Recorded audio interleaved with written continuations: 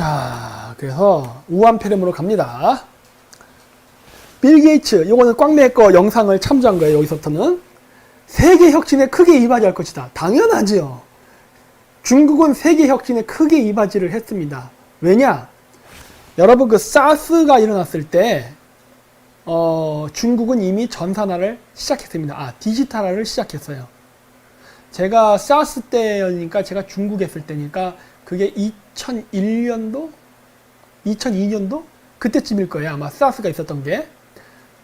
중국에서 사스가 한번 돌면서 전염병이 확 퍼질 때 중국은 13억의 인구에 의료가 낙후되어 있었기 때문에 전염병 문제에 굉장히 민감했다고요. 그래서 사스 문제가 터지고 나서 중국은 그때부터 디지털화를 시킵니다. 그래서 중국의 디지털화는요, 한국보다 앞서 있어요. QR코드를 기반으로 해서 많은 것들을 해요. 심지어 거지한테도 QR코드를. 거지가 한 푼 줍쇼하는데 그 앞에 이게 써 있잖아요. 거기 QR코드가 있어요. 거기에다가 자기 핸드폰 띡 하면은 뭐 1,000원 이렇게 적선이 가능하다고. 그 정도로까지 중국은 발달되어 있어요. 이 제도가. 비대면 지불 방식에 대해서 중국이 가장 앞서 있습니다. 그게 중국 기술일까? 그렇진 않을걸? 중국이 뭐가 있어? 개뿔도 없지. 예. 단 중국이란 나라가 그런 걸 하기에 아주 좋은 환경이죠. 예. 아주 좋은 환경. 그래서 중국은 4차 산업혁명의 중요한 동참자이죠. 동참자지. 실험실의 쥐도 의료과학의 동참자이죠. 실험실의 돼지도 인류의 의학 발달을 위해서는 동참자이긴 하죠. 어떠한 의미의 동참자냐가 중요하지. 동참자는 맞죠. 실질적으로 우한폐렴에 있었던 그 근처 연구소가 소로스 재단 거라며. 우리 저 판교에 있는 거 그거. 네? 다 연결돼 있잖아요. 그랬고 딥스테이트 얘기를 많이 합니다. 저는 트럼프 대통령이 딥스테이트랑 싸운다고 봐요. 네. 결론적으로는. 근데 여러분들이 아는 방식으로는 대결 구도를 보지 않는다예요. 자, 코로나19로 주목받는 빌 게이츠 5년 전 빌 게이츠 이한 뭐길래, 이게 테드에서 나왔던 강연이에요. 아시니까 통과할게요.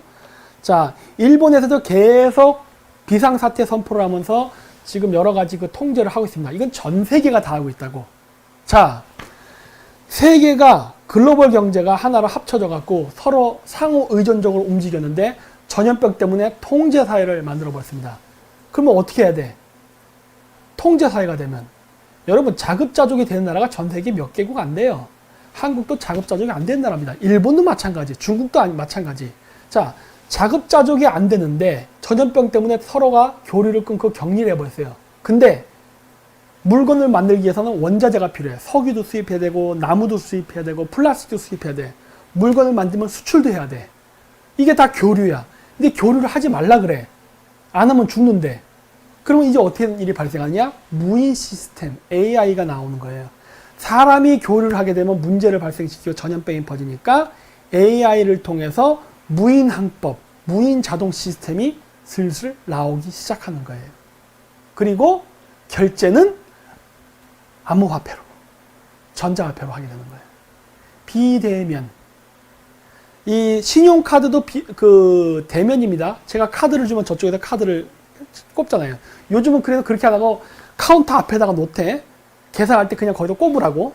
카운터에서 내 카드를 받는 게 아니라, 왜? 카드를 받으면 서로 만지게 되잖아. 그래서 비대면, 만지지 않게 하기 위해서 일시적으로 그렇게 하는데 그것조차도 나중에 사라지죠. QR코드 같은 걸로 이렇게 그냥 찍는 거지, 그냥. 그렇게 계산. 이미 시작됐잖아요. 각종 삼성페이가 됐든 이런 거 이미 하고 있잖아. 이걸 좀 더 상용화 시키려고 하는 거죠. 근데 이거를 가속화 시키는데 전염병이 굉장히 도움이 많이 됩니다. 이걸 하는데 전염병이 정말 도움이 많이 돼요. 전염병 때문에 이 속도는 가속화되는 거예요. AI 한법장지도 가속화돼서 만들어져요. 예. 왜? 노조가 개길 수가 없어. 운송노조, 무슨 노조 많잖아. 이런 애들이 개길 수가 없어요. 왜? 전염병인데. 죽을 수도 있는데. 못해. 예. 노조의 방해를 받지 않고 그런 무인 시스템이 만들어지는 거예요. 네. 그렇죠. 바이러스가 정부 통제의 정당성을 주었네요. 네, 그게 지금 현재 일어난 일이에요. 자, 요거 통과하고. 자, 그래서 이 얘기를 제가 하는데, 이게 지금 여러분들 이 이야기를 선거랑 지금 연결해서 내가 제목을 붙였단 말이에요. 왜 그럴까 하는 거예요. 여러분, 여태까지 제가 얘기한 주제는 선거랑 관련이 없을 것 같잖아. 이거 선거랑 관련이 있습니다.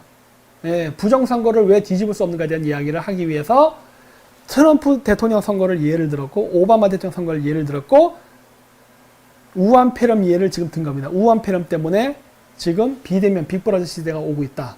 자, 문 대통령이 포스트 코로나로 새 질서를 준비한답니다. 새 질서가 뉴 워드 아니야.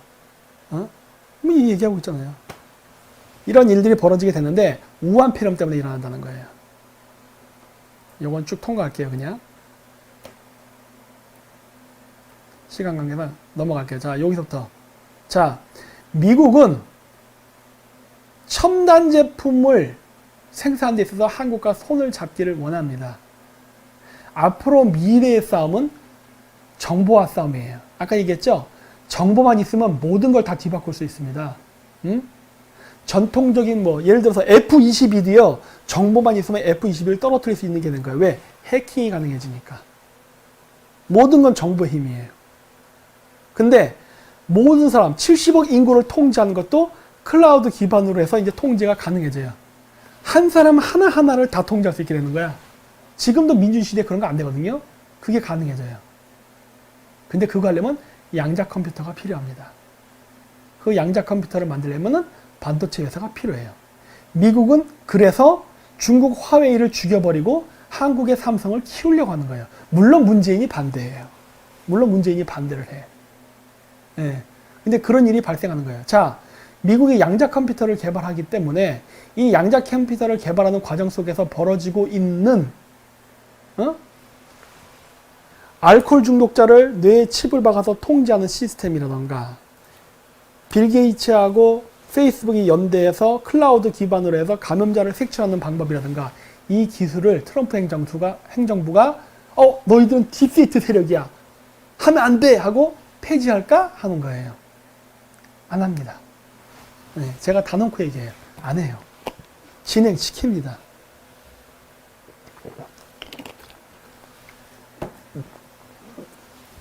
그럴 수밖에 없어요. 그건 좀 이따 제가 뒤에서 얘기할게요. 자, 그 이유가 뭐다? 트럼프 대통령이 저번 선거 때 캠브리지 아날리티카라는 거를 써서 선거를 해서 문제가 생겼다고 했어요. 물론 오바마도 했어. 오바마 때는 아무 말도 안 했는데 트럼프가 했을 땐 불법이와 난리를 쳤어요. 물론 그랬는데 걔네들이 졌는데 그러면 정보를 기반으로 한 선거를 이번 선거 때는 안 할까 하는 거예요. 합니다. 왜? 기술은 나왔어요. 기술은 나왔기 때문에 일단 나온 기술은 계속 쓰입니다. 이 신문 기사는 뭐냐면 캠브리지 아날리티카에서 나온 회사가 뉴 데이터 펌, 새로운 회사를 또 만들었습니다. 그리고 이 회사는 트럼프랑 같이 또 선거에 참가할 겁니다, 아마. 제가 알기로는 캠브리지 아날리티카 회사가 지금 부도 났다고 했잖아요. 거기서 일했던 직원이 다시 선거 캠프에 합류한 걸로 알고 있어요. 또 합니다. 또 해. 예. 양자 컴퓨터도 해킹 가능합니다? 당연하죠. 창이 있으면 방패가 있으니까. 뭐든지 안 그렇겠어요? 예. 구더기 무서워서 창 못 담그는 거 아니죠? 그래도 합니다. 그리고 데이터 프로프리아라는 회사가 바로 캠브리지 아날리티카의 후신입니다. 만들어졌어요. 이렇게. 그리고 이 회사가 했던 게 뭐라 그랬죠? 페이스북의 자료를, 정보를 가지고 분석을 해서 선거에 썼다고 했죠? 선거에서 좌파 계열 사람, 우파 계열 사람 이런 거 분류하고 그 다음에 우리 편으로 넘어올 수 있을 것 같은 사람들, 중도 이런 사람들을 선별을 해서 이런 사람들을 우리 편으로 만들기 위해서 정치적 프로파간다를 하고 이런 데 많이 했었다고. 그런데 페이스북, 구글, 트위터, MS 사용자 데이터 공유 프로젝트 만든다 라는 기사가 났습니다. 이거 4개 합치면 거의 전 세계 인구의 70%는 커버하지 않을까? 중국 제외한 나머지? 중국과 러시아를 제외한 나머지는 다 포함된 게 아닐까? 전 세계 인구에? 내 생각에 거의 한 50억 정도는 커버할 것 같은데, 이 정도면은? 그쵸? 캠브리지 아나리티카 같은 문제가 생겼음에도 불구하고 그 회사가 부도나고 나서 또 그 직원들끼리 회사를 또 만들었습니다. 그랬고 이번 트럼프 캠프에서 이 사람들은 또 같이 일할 거예요. 심지어 이젠 페이스북만이 아니라 웬만한 거대 정보 소셜 미디어가 정보를 통합합니다. 어때요? 응? 트럼프는 이 정보를 쓸까요? 안 쓸까요? 쓰지. 그렇다면은 여러분들이 얘기하는 그 관점과 시각에서 봤을 때 트럼프는 딥스테이트니까 아닙니까? 어떻게 되는 거야? 에?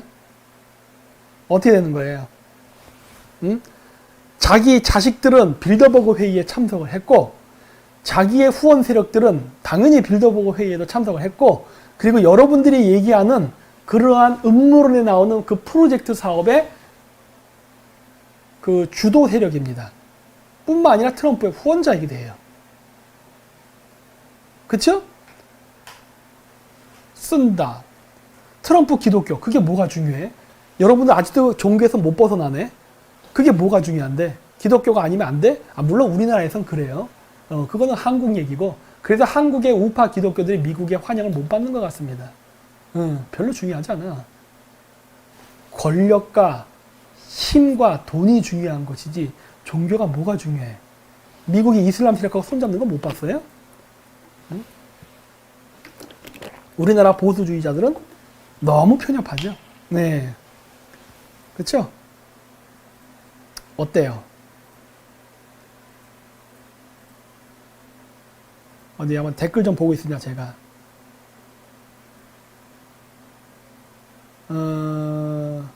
실용주의가 돼야죠. 네.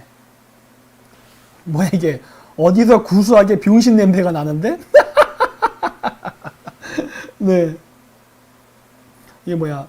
어떤 분이 여기 뭐야? 딱보 안 몰라. 기독교 너무 얕잡아 보지만 다 그렇지 않아요. 아니 난 모르겠습니다. 제가 아는 범위 내에서 제가 이번에 한국에서 우파 활동하면서 제가 절실하게 느꼈던 게 우리나라는 기독교 때문에 망한다예요. 우리나라 보수주의는. 네. 편협한 종교관 때문에 다 망합니다. 기독교 아니면은 인재 도용도 안 하고 기독교가 아니면은 교류도 안 하고 협력도 안 한다. 그걸 제가 알았거든. 그래서 우리나라 보수주의자들은 망할 수밖에 없습니다. 인재가 안 와요. 좌파 쪽으로 다 쏠려갑니다. 그렇게 해서 망하는 거야.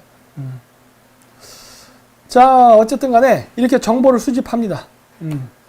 그리고 이렇게 보면은 페이스북, 구글, 트위터, 마이크로소프트. 요것 때문에 하는 얘기인데 여기 지금 여기 이게 슈퍼챗 그 댓글 다시는 분들, 여기 다시는 분들 중에 혹시 트위터 계정 가지고 계신 분들 계세요? 트위터? 트럼프 대통령이 트위터 정치하잖아. 오바마 게이트. 트위터 막 날리고 하잖아요. 응? 트위터. 여기 하시는 분들 많죠? 여러분들이 트위터를 한다면 이미 연결된 겁니다. 트위터, 그리고 여러분들 지금 여기서 유튜브 보고 계시잖아요. 여러분 여기 댓글 다시는 거 여러분 로그인 했다는 소리거든? 그쵸? 그럼 여러분들 유튜브에 로그인 했다는 소리는 구글하고 연결된 거네? 그러면 이미 트위터랑 페이스북까지 연결되는 겁니다. 이 데이터 공유 시스템에 의해서. 그쵸? 여러분들은 이미 딥스테이트 안에 살고 계십니다. 그래서 제가 얘기했잖아요. 여러분들 맨날 입으로만 막 이러지 말고 이미 여러분들 그 속에 살고 있다고 자꾸 얘기하는데 아니 그 속에 살고 있다고 얘기를 하면 왜 자꾸 나를 욕해. 여러분들 이미 그 속에서 잘 살고 있구만. 이미 여러분들은 그렇게 살고 있어요. 여러분들이 몰라서 그렇지. 인식을 못해서 그렇지. 인식을 하게 얘기해 준 사람을 욕하면 어떻게 해요? 4가지 다 쓰고 계세요? 저도 4가지 다 써요. 저도. 네. 인스타그램 일부 사용자의 패스워드를 일반 테스트용지에 노출시킨 사건도 있었답니다. 인스타그램은 페이스북 기반 아닌가?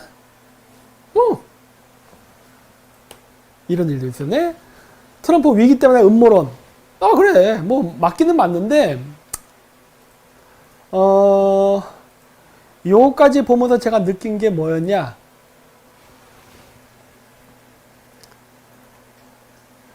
여러분들은 보통 음모론을 얘기할 때 소위 얘기하는 글로벌리스트와 트럼프의 싸움이라 본데 저는 그렇게 보지 않습니다. 그렇게 보지 않아요. 자, 저는 이걸 뭐라고 보냐면 트럼프가 대통령이 되기 전에 적들을 보십시오. 월스트리트, 연방준비은행, 언론, 오바마 행정부입니다. 자, 이 사람들이 적이었고 트럼프를 도와준 세력은 소셜 미디어였어요. 자, 그래서 이 얘기를 제가 왜 하느냐. 지금 빌 게이츠랑 마크 주커버그가 하는 우한 폐렴을 기반으로 해서 감염자 색출을 위해서 한다는 클라우드 기반 시스템은 감염이 아닌 다른 목적으로도 쓰일 수 있습니다. 예를 들어 국민 통제나 감시까지도 부정적인 의미로, 좋은적 의미로 얘기할 땐 보호 관리. 뭐 어쨌든 뭐 단어는 뭐로 붙이든 간에 그렇게 시스템이 쓰일 수 있게 되는 것인데, 이 시스템을 만들게 되면은 다시 한번 그래프 보여주세요. 행정부, 즉 전통적인 정부 기관이 사라집니다.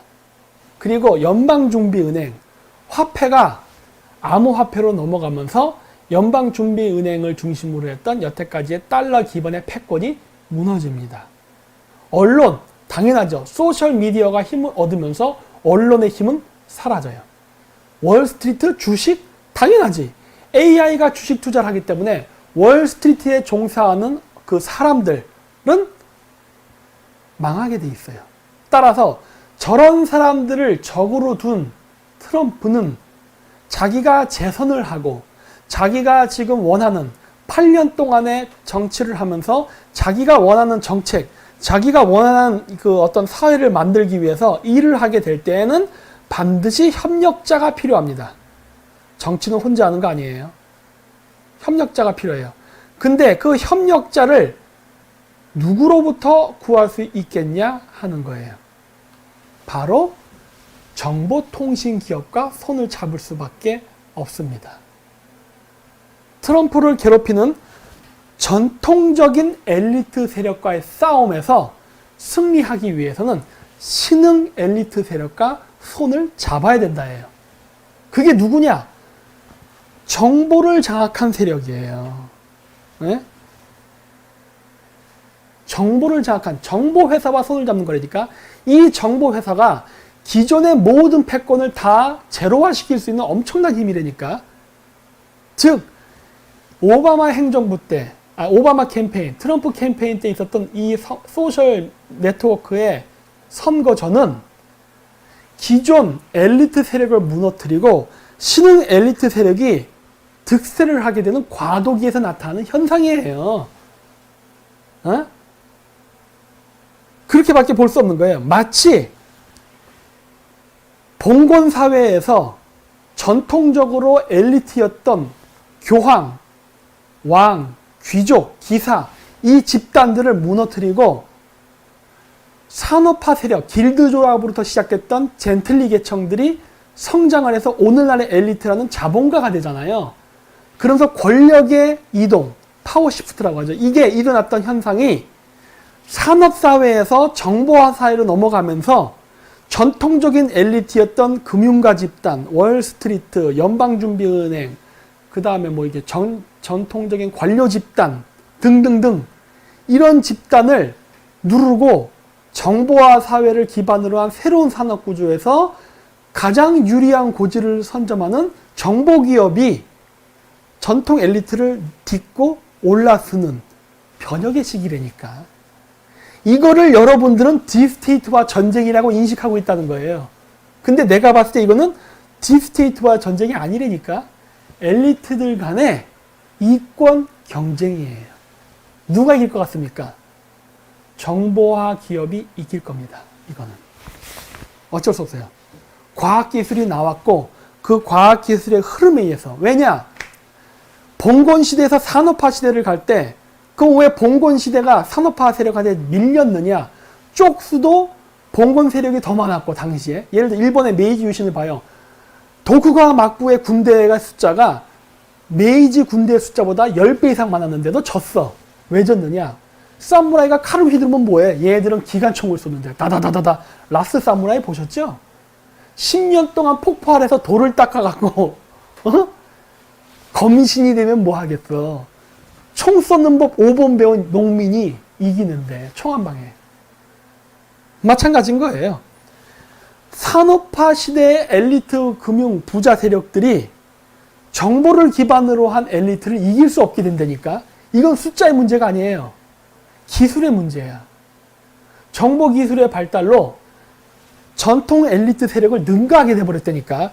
이 과정 속에서 트럼프를 죽이기 위해서 난리를 쳤던 거야. 매스미디어, 월스트리트 뭐가 됐던 간에 왜 바뀌는 시대를 바뀌지 못하게 잡으려는 거지. 그거는 불가능하지만 이건 원래 자연적인 현상이에요. 예. 그렇죠. 이렇게 되는 거라고. 예. 미국이 화해 먹으면 게임 끝? 그렇죠. 자, 그래서 제가 그때도 얘기했던 거예요. 미국이 화해를 없애버리냐? 아니다. 미국은 화해를 인수한다. 중국이 어떻게 될까요? 중국 분할될 수도 있고 분할 안 될 수도 있어요. 핵심은 뭐다? 중국이 공산당이 붕괴되고 분할되느냐 안 분할되느냐가 아니라 중국 공산당이 힘을 잃으면서 중국이 만들었던 중국 공산당이 통제했던 힘의 원천인 정보, 물론 거기에 화웨이와 ZTE 같은 회사들, 정보 회사들을 미국이 가져가느냐 안 가져가느냐의 싸움이에요. 가져갈 겁니다, 결론은. 그렇게 됨으로써 미국의 13억 인구는, 중국의 13억 인구는 완전히 미국의 컨트롤 아래 들어오는 거라고. 물론 스키다시로 한국도 들어갑니다. 왜? 빙신같이 중국 편에 줄을 섰기 때문에. 예. 전 세계 통시가 싹 다 먹네? 당연하죠. 미국이 만드는 제조업의 부활은 이런 거 만드는 제조업이 아닙니다. 트럼프가 이미 하고 있잖아요. 반도체, 반도체예요, 반도체. 양자 컴퓨터 만들려고. 그래서 한국한테 손을 내미는 거라고. 우리 같이 갈래? 하고. 근데 문재인이 뭐라 그래요? 뿌시환. 쭉 말로 하잖아. 뿌! 안 하겠다고. 에라이, 진짜. 기싸대기를 때려야죠, 진짜. 여기도 보면 나오잖아요. 글로벌 디지털 아이디. 여러분들 아이디 있잖아요. 그런 걸 통해 가지고 이렇게 다 연결합니다. 이거 보면 이거 좀 그림이 좀 작아서 그런데 질병, 뭐 식당, 뭐 기타 등등 다 모든 걸 다 연결한다고. 완벽한 컨트롤이 가능해져요. 이 완벽한 컨트롤이 가능해지면서 이제 어떻게 되느냐? 여러분들이 이제 이민도 못 갑니다. 그게 되는 거예요. 빌더버그와 트럼프 행정부가 같은 이해관계를 가질 수밖에 없는 거에는 이민의 문제도 있어요. 이민. 왜 그러느냐? 여러분, 미래가 클라우드 방식에서 여러분들의 위치가 전부 실시간으로 전송이 되고 여러분이 쓰는 모든 화폐가 전자화폐화가 되지 않습니까? 여러분은 불법 이민을 못하게 됩니다. 불법 이민을 못하게 하는 거를 왜 미국이, 트럼프 행정부가 못하게 하겠냐고. 이게 여러분들이 얘기하는 빅브라더 시스템이고 소위 얘기하는 적그리스도의 세상이에요. 그걸 트럼프 행정부가 막을 거라 보세요? 활성화시키지? 왜 그런 줄 아세요? 중국이 미국을 이길 수 있는 전략이 있습니다. 중국은 미국을 상대로 절대 무기, 핵미사일, 기타 등등 모든 거, 경제전쟁, 금융전쟁 다 해도 미국 못 이겨요. 하지만 중국이 미국을 이길 수 있는 몇 개 안 되는 확률 중에 하나가 전염병, 이번 우한폐렴과 같은 그런 거. 또 하나 무엇이 있느냐? 불법 이민입니다. 인해전술로 인구를 마구마구 보내가지고 그 불법 인구를 통해서 그 지역의 인구를 다수를 점유하는 시스템을 통해서 그 지역을 장악하는 전략이에요.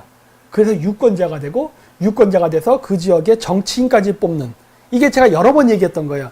이게 중국이 미국을 이길 수 있는 전략이에요. 그리고 가장 쉽게 중국 주변부터 그렇게 합니다. 중국 주변에 있는 몽골, 북한, 한국, 대만, 홍콩 등등 지역에 인구를 마구마구 퍼뜨려서 인구의 다수를 점하게 하려고 하고, 그를 통해 소위 민주주의라는 투표 제도를 이용해가지고 그 지역의 나라를 중국화시키려는 전략이에요. 이거를 막으려면은 미국이 할 수 있는 방법은 뭐 멕시코에 장벽을 쌓듯이 성벽을 쌓는 게 아니라 전자화폐를 상용화하고 그 다음에 클라우드 기반의 이 시스템을 만들어야 됩니다. 우한 폐렴 기간 동안에. 그리고 그거를 실질적으로 상용화시키면 돼요. 그러면 어떻게 되느냐? 우리나라에 들어오는 불법 중국인들을 다 색출합니다. 왜? 어디인지 다 그냥 실시간 검색이 다 돼요. 그리고 그 사람들은 전자화폐가 아니면 쓸 수가 없어. 그 전자화폐 쓰는 순간 그 사람의 위치 다 탄로나요. 즉, 세계는 더 긴밀하게 네트워크상으로 연결돼서 진짜 인류 탄생 이래 엄청난 교류가 일어나요. 여러분들은 이제 앞으로 스크린만 보면은 전 세계의 모든 사람과 친구가 될 수 있습니다. 하지만 직접은 못 만나요.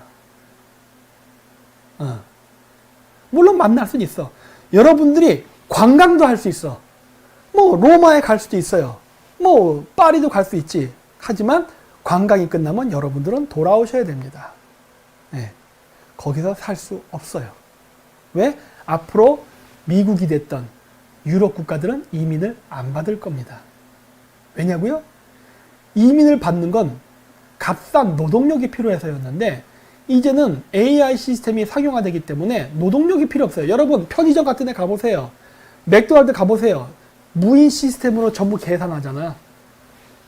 옛날 때는 그거를 갖다가 외국인 노동자 썼지만 이제 외국인 노동자 자체가 필요 없다니까. 기계가 해. 내가 신용카드, 이제 신용카드도 안 넣지. 전자화폐 이렇게 찍 하는 걸로 이걸로 다 결제한다고. 사람이 필요 없어요. 사람이 필요 없기 때문에 외국인 이민자가 필요 없습니다. 불법 외국인 이민자 못 들어와요. 왜? 전자화폐를 쓰기 때문에 쓸 수가 없어. 네. 뭐 예를 들어서 뭐 짐바브웨에 있던 사람이 이탈리아를 갔다. 어떻게 하려고? 돈은 어떻게 벌 건데? 돈 벌 수 있는 방법이 없어요. 즉 이민은 끝납니다.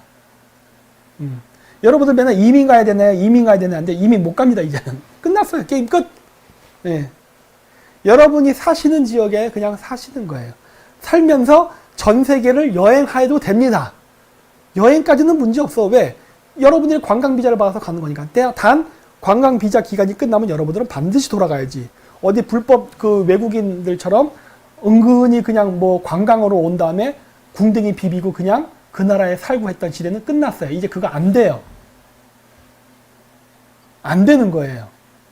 그렇기 때문에 이 시스템을 트럼프 행정부가 안 할 거라고 보세요? 네? 멕시코 국경에 장벽을 쌓는다고 멕시코 난민이 안 들어옵니까? 전자화폐 써야지 안 들어오지. 그리고 모든 미국 시민에게 베리칩은 받지 않는다라도 오로라 같은 링이라도 껴야 전 국민의 위치와 정보가 실시간으로 검색되는데 불법 이민자가 쓸 자리가 어디 있어요? 없지. 그래서 트럼프 행정부는 이거 합니다. 아시겠어요? 그래서 내가 얘기하는 거예요. 아 진짜 또 저 얘기 나오네 하는 거예요. 현실적 시각에서 봐야지. 트럼프 행정부가 그걸 안 할 거라고 생각하고 트럼프가 디스테이트를 로부터 여러분들을 구원해주는 메시아라 생각하는 게 착각이라는 거지. 그런 거 없어 하는 거예요. 없어. 자, 이제 미중 패권 경쟁이 일어나는데 이번 한국의 부정선거로 추정되는 선거에 중국의 개입이 있다고 저는 본다고 했죠. 이 우리나라 국회의원 선거에 부정선거의 그 가능성이 있고 중국의 개입이 있다고 보는 데는 미중 패권 경쟁 속에 한반도의 지정학적 중요성 때문이에요. 여러 번 얘기해서 아실 거예요. 그렇죠? 자, 미군 패권 경쟁의 핵심은 미국이 대중무역 적자를 단순히 줄이는 것만이 아닙니다. 4차 산업혁명의 헤게모니를 지는 거예요. 4차 산업의 헤게모니를 지는 자가 다음 세기에 패권국으로 남을 수 있기 때문에 그래서 미국이 이걸 하는 거라고. 미국의 패권 경쟁은 단순한 티베트의 독립, 뭐 신장 위구르 자치의 독립 이게 아니라고. 미국이 세계 패권을 유지하기 위한 최첨단 기술의 독점적 확보를 위한 경쟁이에요. 그 패권 무대 마당에 한반도가 있는 거고, 지정학적으로도 중요하고, 한반도, 한국에 있는 삼성, LG 같은 전자회사가 중요한 거예요. 자, 그래서 미국은 이렇게 한국에다가 중국으로부터 벗어나서 우리와 동참해라라고 러브콜을 합니다. 이거 손 잡아야 돼요. 이거 결론이 그겁니다. 손 잡아야 된다는 걸 제가 얘기하는 겁니다. 중국한테 선전포고하고 한국과 손잡겠다 이렇게 미국은 얘기해요. 지금 한국이 손을 안 잡으면 죽습니다. 여러 번 얘기했죠. 이제 중국의 회사를 곳곳 이제 블랙리스트에 올려서 이제 중국 회사 부도 냅니다. 저 부도 내고 저 빈자리 한국 기업 집어넣을 거예요. 미국이. 한국 대기업들 잘 들으세요. 이번에 트럼프하고 손 안 잡으면 죽는 거예요. 진짜. 문재인이 세무조사한다 뭐 한다 해갖고 쫄아가지고 중국으로 자꾸 공장 짓고 하는 짓 하지 마세요. 큰일 납니다. 네? 자, 큰일 나요. 자, 그래서 이번 한국의 부정선거의 핵심은 미중 패권 경쟁 속에서 한국을 친중화시키냐 친미화시키냐의 싸움이라 그랬어요. 그리고 그 싸움에 그리고 그 미중 패권 경쟁의 내부를 들여다보면은 누가 최첨단 기술을 장악하냐에 대한 싸움이다. 자, 그래서 보면 제가 왜 부정선거가 뒤집히지 않을 거라 보느냐. 이 대한민국의 현실. 그럼 선거 전서부터 해서 지금까지 내려온 우리나라 정치 현실을 보면 뭐가 있었느냐. 안철수가 나옵니다. 여러분, 그 박근혜 대통령 탄핵 때에도 그랬었고, 이 안철수가 나왔잖아요. 그 전에도 그랬고, 빌 게이츠를 만났습니다. 빌 게이츠를 만나고 와서 우리 안철수 아저씨가 뭐 4차 산업을 막 어버어버 떠들었어요. 안 되는 발음을 가지고. 그때 당시에는 저도 좀 생뚱맞았어요. 저 사람 왜 선거 갔다 오고 나서 4차 산업혁명을 자꾸 얘기하지? 안철수가 말하니까 신빙성은 없었어. 근데 빌 게이츠가 있었기 때문에 저게 뭔가 노림수가 있는 건데? 뭔가 노림수가 있는 건데? 왜 자꾸 4차 산업? 빌 게이츠를 만나고 나서 나온 거예요. 그럼 빌 게이츠랑 만났던 여기 보면 위에 뭐 세 번째 보면 뭐가 나와요? 안철수, 빌 게이츠, 잠깐 패드로 하자. 요거 이렇게 구글 가치를 만났어요. 선거랑 구글과 빌 게이츠는 무슨 관계가 있는 것일까? 4차 산업이죠. 그렇죠? 선거와 4차 산업은 연결돼 있어요, 지금. 자, 요런 별로 팔리지도 않은 책들을 만들었죠. 그리고 꽝매가 재미있는 얘기 했었죠. 내년 3월 중순이 되면 판세가 달라집니다. 저 때가 박근혜 대통령이 탄핵을 당한 날이야. 그쵸?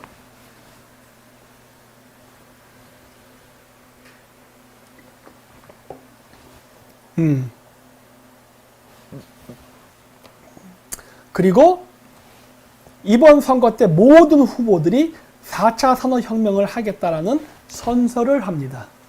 4차 산업. 그렇죠? 더불어민주당 문재인도 얘기했고, 안철수도 당연히 얘기했고, 홍준표도 얘기했고, 다, 전부 다. 심지어 노동자의 권리를 보호하는 정의당조차도 4차 산업혁명을 얘기합니다. 4차 산업혁명 하면은 노동자들 다 실업자일 텐데, 이렇게. 박근혜 대통령을 탄핵시키고서 나온 대통령 후보들이 얘기하는 게 우리는 다 4차 산업혁명을 하겠다고 선서를 한다고. 특이하지 않아요? 제가 이 이야기를 하는 이유가 있습니다. 무슨 말이냐? 우리나라는요, 굉장히 베타 테스트를 하기에 좋은 나라입니다. 우리나라에서 모든 걸 다 테스트를 해요.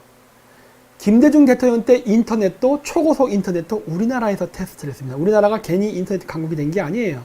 우리나라를 테스트 마케팅 시장으로 썼습니다. 외국 자본들이. 그랬고, 그거 외에 각종 스마트폰이 됐던 각종 최신 첨단 제품이 나오면 테스트 마케팅 시장으로 한국을 활용합니다. 신종 게임이 나와도 한국에서 테스트를 해요. 한국이 인구가 한 지역에 집약되어 있으면서 인터넷 네트워크가 잘 돼 있어. 앞으로 정보화 사회에 미래 정보화 사회를 어떻게 설계를 해야겠다는 테스트를 하기 위해 가장 좋은 실험 국가가 대한민국이에요. 그래서 그 테스트를 합니다. 미국이 중국을 이기기 위해서 미래 패권에서 4차 산업혁명을 주도를 하고자 하고 그 미국이 주도하는 4차 산업혁명의 세계가 어떻게 움직여야 된다는 어떤 밑그림을 그리고 청사진을 그려야 되는데 그 그림을 그리려면은 실험장이 필요하다고. 그게 한국이야. 한국. 근데 한국에서 그러한 것을 테스트를 해야겠는데 문제는 뭐다? 누구랑 하냐입니다. 누구랑? 아까 얘기했죠? 트럼프 행정부는 다음번 선거가 끝나도 여러분들이 생각하는 것처럼 소위 얘기한 딥스테이트 세력을 제거하면서 그네들이 만들어 놓는 어떤 그 빅브라더라고 부를 수 있는 그 시스템을 만들지 못하게 중단시키지 않을 것이다. 네. 왜? 그게 앞으로 미래의 추세이기 때문에. 근데 그거를 어떻게 만드냐에 대한 설계와 구상은 한국에서 합니다. 그리고 우리는 기술도 갖고 있어요. 삼성과 같은 반도체 회사도 갖고 있다고. 그러니까 모든 걸 다 가지고 있어. 소프트웨어와 하드웨어와 소비층까지 다 갖고 있어. 한국이 정말 좋은 거예요. 네. 그랬는데 문제는 누구랑 이걸 테스트할까 하는 거예요. 얘기했죠? 미국의 민주당이 됐던 공화당이 됐던 이건 중요하지 않습니다. 그렇죠? 어차피 양쪽을 다 후원한 세력은 같은 세력이잖아. 응?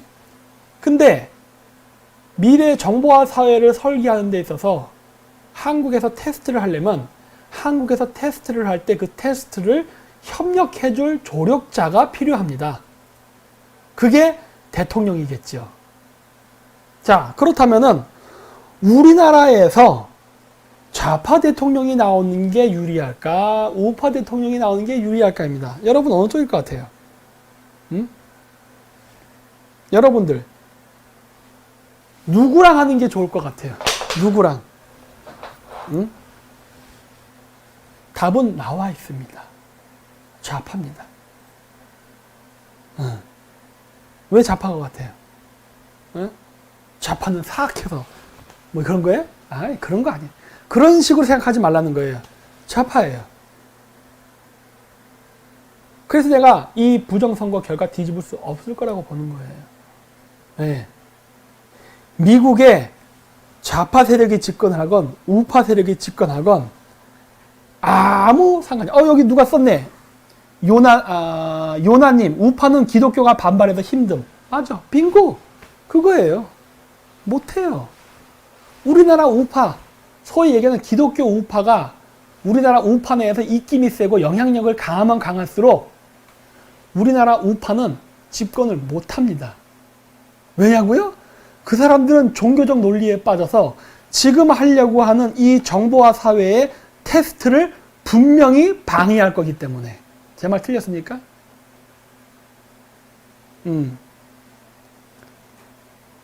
분명히 방해할 거예요. 아니, 실질적으로 방해하잖아요. 제가 이런 얘기만 해도 바로 김 박사 일루미나티 나오잖아. 일루미나티 하수인, 일루미나티를 추종하는 자. 이런 얘기밖에 못 하잖아. 왜?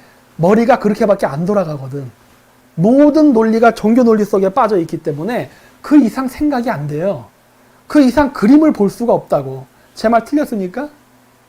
어디 보자.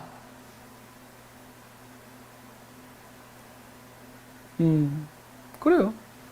안 돼요. 황교안이 절대 대통령 될 수 없는 사람이지요. 왜? 톡실한 기독교 신자니까. 답 나와 있는 거야. 이걸 내가 여러 번 얘기했다고. 절대 우파 활동에 종교성 띄면 안 됩니다. 우파 활동은 종교성을 띄면 안 되고 국익. 왜? 세계화 속의 국익을 외치는 것조차도 국뽕으로 몰립니다. 하지만 제가 얘기하는 국익은 그래서 어떤 국익을 했어요? 미국과 공존이 가능한 국익이잖아요. 그래서 반중친밀한 얘기를 하는 거 아니야. 한국의 국익을 우선시한다 해서 한국이 100% 먹고 미국 안 준다 이게 아니라 나눠 먹자는 얘기를 늘 하잖아요. 그렇게 해야지 가능하다. 근데 우리나라는 이게 안 되고 있다. 예. 그래서 제가 어렵다고 얘기한 거예요. 자, 그래서 이번 선거를 뒤집을 수 있겠냐는 거예요. 미중 패권 경쟁 속에서 미국은 빠른 시일 내에 특히 트럼프 같은 경우는 자기 집권 기간 동안에 중국의 최첨단 정보 사업 기업들, 예를 들어 텐센트 같은 회사들, 그 다음에 ZT, 화웨이 이런 회사들을 죄다 부도내서 박살내버리고 미국 주도로 지금 끌고 가려는 이 상황 속에서 뭐 베리칩, 사탄, 666 이런 거를 외치는 한국의 보수주의자들을 손을 잡고 같이 갈 수 있을까? 하는 거예요. 여러분 한번 생각해 보세요. 현실적으로 생각해 보세요. 그게 될까? 안 돼. 안 된다예요. 그래서 우리나라 우파는 멀었다 하는 겁니다. 지금의 우리나라 우파 기독교 쪽 사람들을 제가 볼 때만 느끼는 거는 동학이에요. 동학. 제 관점에서는 그래요. 옛날 동학운동을 보는 것 같아. 동학운동을 하는 사람들은 내부적으로는 자기네들이 천하를 다 얻은 것 같고 이게 모든 거인 줄 알았지. 기관총을 맞기 전까지는. 다다다다다다다. 지금 상황이 딱 그렇다니까. 그거를 거부한다고 해서 거부가 되나? 아니 미국 자체가 그걸 하려고 하고 있다니까 지금. 여러분들이 맨날 딥스테이트 얘기하는데 그 딥스테이트를 얘기하는 사람 중에 여러분이 사람들 다 포함되어 있다고. 근데 이 사람들은 아니에요. 이 사람들만 딥스테이트예요. 오 나쁜 사탄. 오 트럼프 형님이 우리를 구해줄 겁니다. 모든 건 트럼프 형님이 다 해줄 거예요. 우리를 구원해 주셔서. 그런 일 안 일어난다니까 그러네. 절대 그런 일은 일어나지 않아요. 강화시킵니다. 왠지 아세요? 트럼프는 외톨이에요.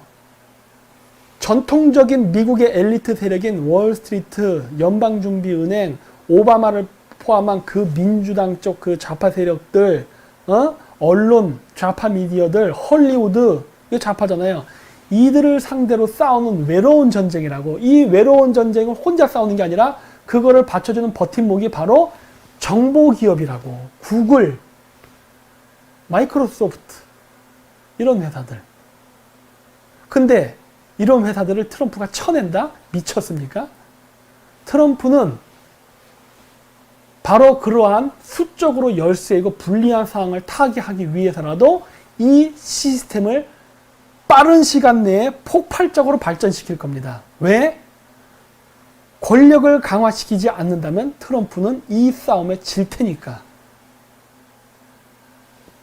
틀렸어요? 여러분들이 생각하는 자유민주주의 뭐 이런 거 할 것 같아요? 아니. 정보를 기반으로 한 강력한 통제 시스템으로 가지. 그래야 반대 세력들을 통제하고 제거할 수 있으니까. 피자 게이트와 같은 그러한 중요한 정보들을 갈고 상대방의 불화를 잡고 약점 잡고 꼼짝 못하게 하고 그러면서 권력을 강화시킬 수 있죠. 그렇게 가지 않을까요? 응? 아닙니까? 그리고 여기도 보면은 전통적인 엘리트라는 세력에도 유태인이 있지만 이 정보기업을 만드는 기업 안에도 유태인이 있습니다. 여러분들은 마치 유태인들이 자기들끼리 독점을 하고 막 공격한다 생각하죠? 아니에요. 유태인끼리 싸웁니다. 이 세계는. 로스차일드가 오늘날의 거대한 금융자본으로 자라는 기간 동안에 수많은 유태인들과 싸워서 그 기업들을 부도를 냈어요. 그러면서 성장했습니다. 유태인끼리 싸웁니다. 여러분들이 생각하는 것처럼 유태인끼리 힘을 합쳐서 비유태인들을 공격한다. 아니에요. 자기들끼리도 그룹이 나뉘어져서 싸워요. 이거를 보고 있지 않다니까. 예. 그런데 문제는 뭐다? 우리나라의 우파 사람들은 지금도 어젠다가 뭐 없어요. 여러분 집권해서 뭐 하겠다는 겁니까? 정확하게. 원하는 게 뭐예요? 빨갱이 때려잡겠다. 물론 빨갱이 때려잡아야 되는데 빨갱이를 때려잡겠다는 게 일반 국민들한테 설득력이 먹힙니까? 지금 뭐 북한의 무장공비들이 내려서 맨날 한국의 대한민국 국민들이 맨날 죽어요? 아니면 GP에서 맨날 총격으로 막 군인들이 경계근무수다 죽습니까? 그런 일 안 일어나잖아. 빨갱이를 때려잡겠다 이 어젠다를 갖고서는 투표에 이길 수가 없어요.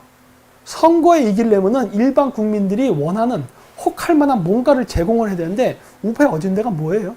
나 이걸 묻고 싶은 거야. 에? 우파에 없잖아. 이게 없어요. 없기 때문에 지는 거예요. 딴 거 없어. 좌파는 있어요. 어?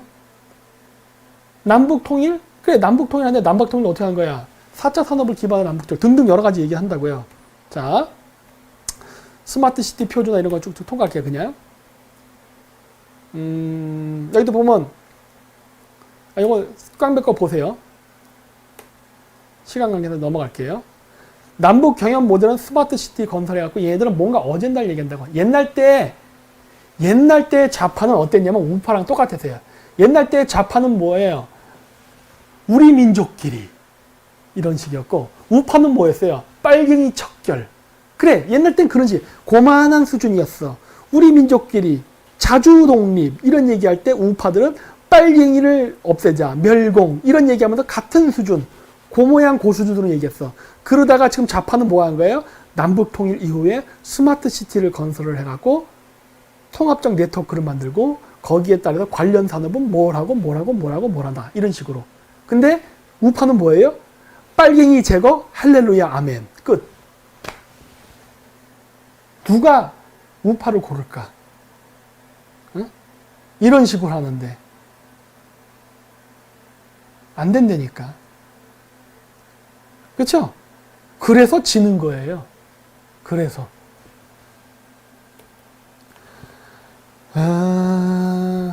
여기 보면 이제 스마트 시티 이제 얘기가 나옵니다.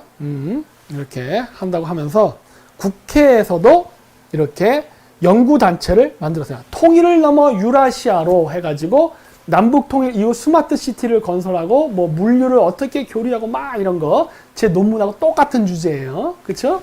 그래서 이렇게 하면서 그 연구단체명이 있고 연구 대표위원은 노웅래 혼문표, 연구 책임 의원은 윤후덕, 구성의원 고용진, 금태석, 김경혁, 김영호, 김정호, 김정훈, 민경우 의원이 여기 나오네.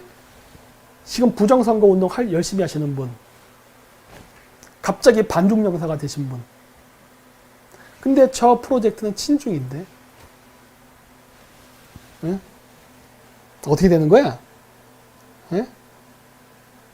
그래서 제가 얘기하는 거예요. 내가 걱정하는 게 그래서 그렇다는 거예요. 부정선거로 시선이 다 돌아가면 안 된다. 부정선거는 밝혀라. 중요한 거다. 한데 거기에만 시선을 쏠리면 안 된다. 왜? 얘들이 부정선거를 한 근본적인 목적에는 바로 개헌이 있다. 개헌은 왜 하려고 하느냐? 개헌을 해야만 4차 산업혁명을 일으킬 수 있기 때문에 그래요. 이게 하나로 연결되어 있다니까 지금. 미중 패권 경쟁은 4차 산업혁명의 주도권을 가져가려는 경쟁입니다. 중국식 스탠다드를 할 것이냐 미국식 스탠다드를 할 것이냐 놓고 싸우는 패권 경쟁이라고. 이 패권 경쟁을 하면서 한국이 그거를 실험할 수 있는 좋은 테스트 마케팅을 할 수 있는 지역이면서 기술과 소비자를 갖고 있는 지역이에요. 따라서 한반도를 두 세력이 친미화 혹은 친중화 시키려고 뒤지게 싸우고 있는 거라고. 그 과정 속에서 일어난 게 이번 부정선거라고 보는 거예요. 응? 개헌을 통해서 디지털 사회를 건설하려고 한다니까. 예? 문재인이 그 얘기를 했고, 모든 사람들이. 그리고 심지어 미래통합당 안에서도. 예? 그래서 제가 걱정하는 거예요. 걱정하는 거. 이거 부정선거 저렇게 가면 흐지부지 끝날 텐데. 문제는 뭐다? 여러분들은 그동안 엄청나게 많은 돈을 후원했잖아요. 부정선거 밝힌다는 데다가. 돈 날렸지. 또 실망하겠죠. 허탈해지겠지. 어? 그동안 개헌은 통과되겠죠. 개헌은 이제 제가 막을 수 없다고 했잖아요. 개헌 갈 겁니다. 개헌 가고 나면 그 다음에는 4차 산업혁명 이루고 가겠죠. 자, 그래서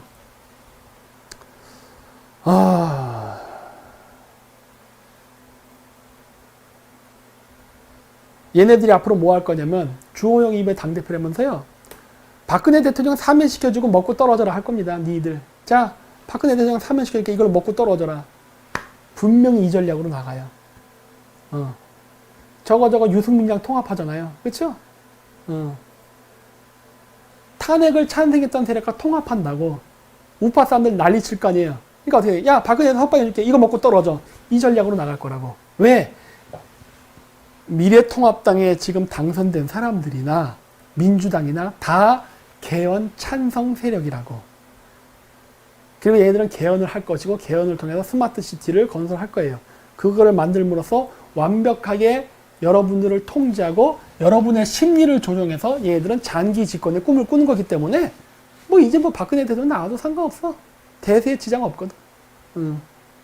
아직은 못 나올 거예요. 아마 2022년까지는 그래도 있지 않을까. 왜? 선거 확실히 이겨놓고 나와야 되니까.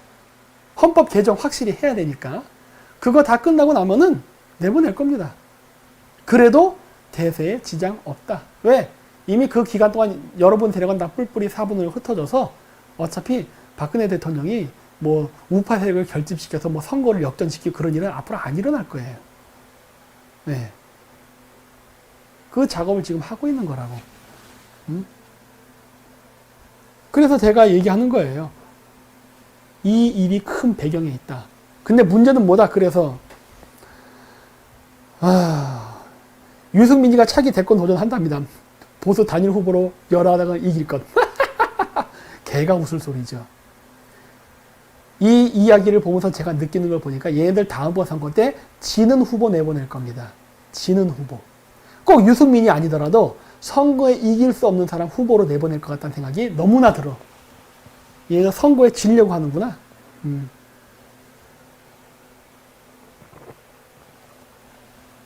자, 그러면 이제 그럼 방법이 뭘까 하는 거예요. 방법. 상황은 이렇다.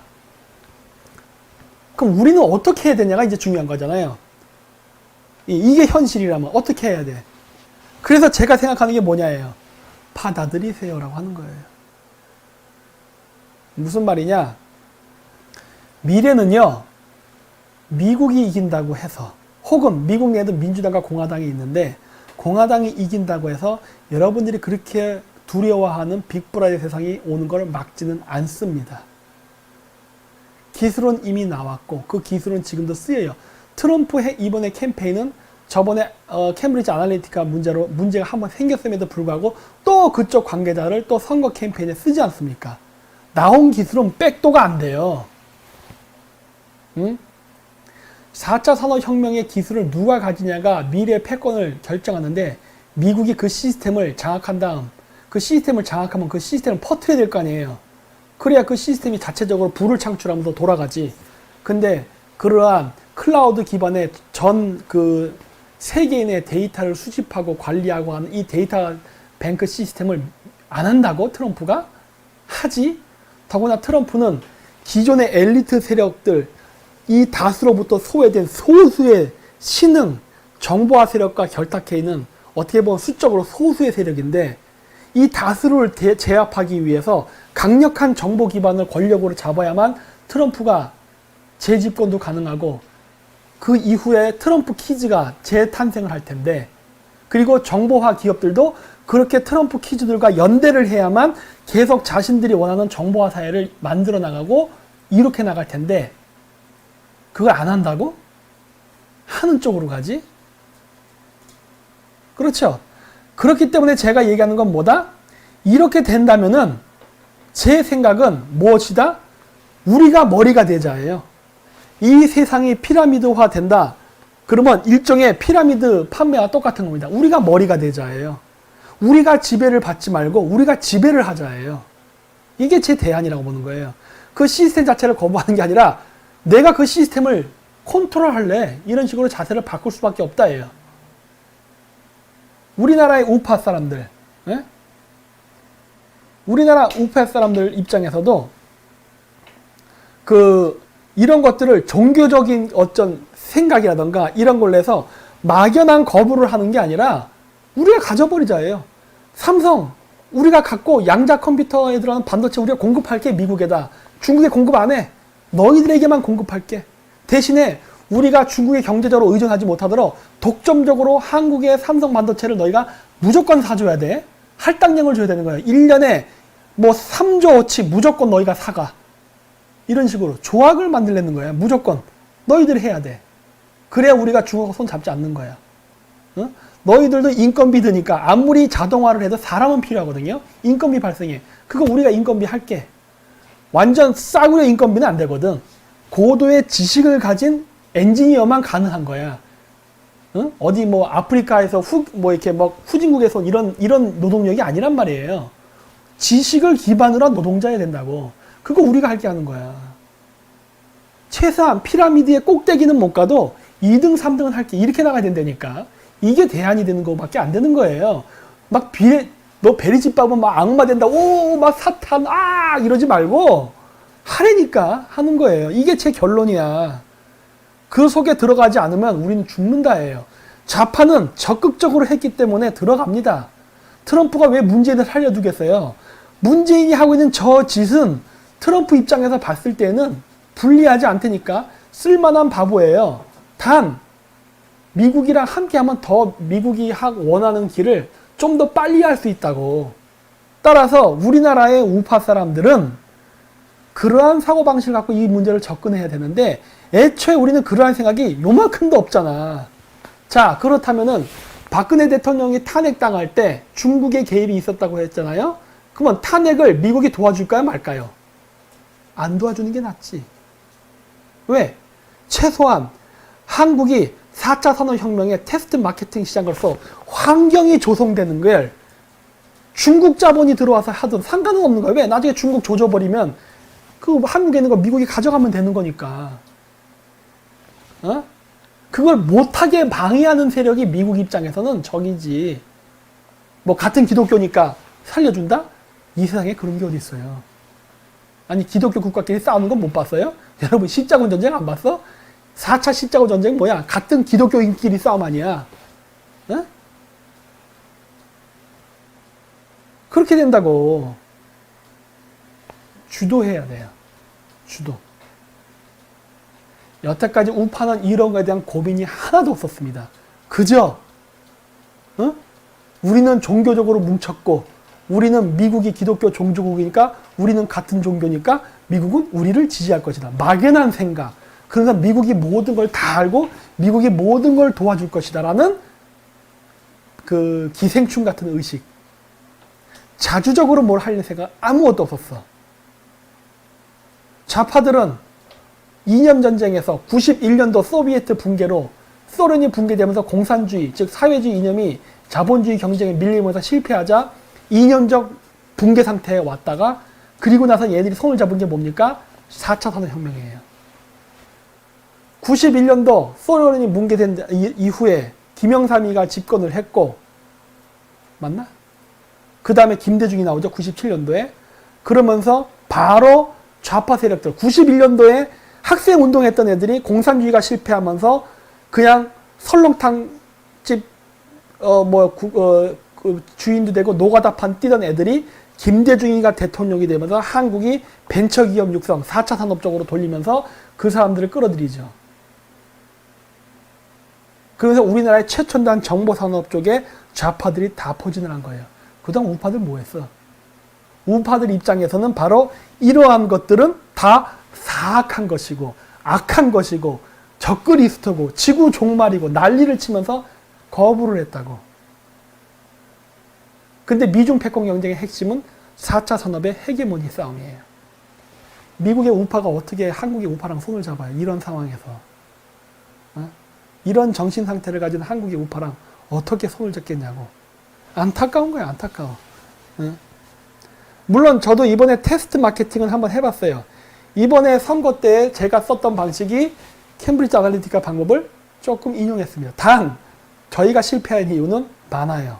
첫째, 방식은 좋았어요. 그랬고 짧은 선거 운동 기간에 비해서 10만 표, 비공식적으로 20만 표까지 얘기하니까 부정선거까지 감안한다면 라면은 굉장한 성공을 거둔 거예요. 그냥 이것만 갖고 했을 때도. 그러면 저희는 왜 실패를 했느냐? 우리는 여러분들이 얘기하는 소위 딥스테이트 세력과 손을 안 잡았기 때문에 실패한 거예요. 트럼프는 페이스북, 구글 이런 정보기업과 손을 잡았습니다. 우리는 그게 없었어요. 그랬기 때문에 우리는 실패. 우리가 만약에 그렇게 손을 잡았다면 우리 이겼겠죠. 그렇죠? 우리는 이길 수 있는 상황이 아니었어요. 하지만 그러한 방식이 한국에서 통한다는 것은 알았어요. 일종의 작은 실험이었어요. 그리고 제가 빅브라더 시스템이 미국에서 생길 거란 걸 내가 왜 단언을 하는 줄 아세요? 한국에서 한번 테스트를 해봤기 때문에 그래요. 뭐였느냐? 그게 바로 쿠릴타이 연맹이에요. 실패했죠. 왜 실패했냐? 사람들은 충분한 부를 갖게 되면은 그거를 기반으로 서로 협력하는 게 아니라 더 많은 부를 얻기 위해서 싸우면서 분열된다. 이게 결론이야. 네, 안 돼. 그렇기 때문에 강력한 독재 시스템이 성공하게 되어 있습니다. 정보화 산업 시대가 되면서 모든 사람의 의견을 받고 들어주는 디지털 민주화 시대로 가기보다는 그거를 통해서 소수의 엘리트들, 뭐 공식적으로는 도덕적으로 엄선된 그러한 엘리트들을 중심으로 한 일종의 원로회의식으로 가버리지 의사결정을 하는 국민들의 의견은 상당히 배제될 가능성이 앞으로 높아집니다. 왜냐? SNS를 통해서 여론 조작을 하기 때문에. 미국 선거에 미국 국민만 여론을 집어넣는 게 아니라 중국, 러시아 같은 데들도 개입을 해서 여론 조작을 하려 든다고. 그렇기 때문에 그것을 국민의 의견이라고 받아들여서 선거를 한다는 것은 미친 짓이에요. 따라서 그러한 의사결정 시스템은 사라지게 될 겁니다. 실질적으로 제가 이번에 하면서 본 그 시스템에서도 마찬가지. 결론은 뭐다? 강력한 독재로 나가야 된다. 이건 꼭 한국인이어서가 아니라 전 세계가 디지털 사회가 데이터 통합 시대로 가게 되면은 그렇게 갈 수밖에 없대요. 그러니까 1인의 독재가 아니라 어떤 그 원로회의와 같은 어떤 그룹층이 엘리트 그룹층이 형성되고 그 사람들의 의견이 국가 정책과 여론으로 반영되는 시대가 열리게 될 겁니다. 그렇게 될 가능성이 매우 높아요. 네, 이번에 한국에서도 그래서 제가 늘 강조하는 게 뭡니까? 메이지 혁명을 봐야 된다. 메이지 혁명. 메이지 혁명이 성공할 수 있었던 이유는 메이지 혁명을 지원했던 강력한 외부 세력 때문에 성공한 겁니다. 네, 그게 누구였어요? 여러분들에게는 딥스테이트예요. 프리메이슨이 도와줬어요. 그거 모르세요, 여러분? 이거 나중에 메이지 유신 내가 따로 해볼게요, 그러면. 메이지 유신이 성공할 수밖에 없었던 이유. 메이지 유신의 뒷 배경에는 프리메이슨이 있었습니다. 문재인이가 이길 수밖에 없었던 이유는 쟤네들이 그거를 잡고 있기 때문에. 우리나라는 안 돼요. 우리나라 기존의 우파들은 이게 안 됩니다. 그러니까 참 이게 안타까운 현실이에요. 어떻게 보면 불편한 현실이고 이 세상의 혁명은 절대로 국민의 힘으로 이루어지지 않는다. 이 세상의 혁명은 그 거대 세력을 뒤엎고자 하는 반대 거대 세력과 손을 잡을 때 가능하다예요. 그게 냉혹한 현실입니다. 네. 뭐야 이게 아름다운 데네. 프리메이슨 김 박사님 도와줘잉. 그런 식으로 되는 아니 뭐 저를 도와달라는 얘기가 아니에요. 그런 얘기가 아니라 이 세상을 바꾸려면은 그 세력의 반대편에 강력한 세력과 손을 잡지 않으면 안 된다예요. 그게 제가 좋아하는 그 메이지 유신을 배경으로 한 바람의 검심이라는 애니메이션에 나오죠. 세상을 바꾸려 하지만 결국 세상은 바꾸는 게 아니라 변화될 뿐이고 그 변화를 이끌려면은 결국 우리가 그렇게도 싫어하는 여러분들도 싫어하는 그러한 정치 세력과 결탁을 해야 되고 손에 피를 묻혀야 된다예요. 여러분이 생각하는 것처럼 이상적인 세계가 깨끗하게 편안하게 오지는 않는다.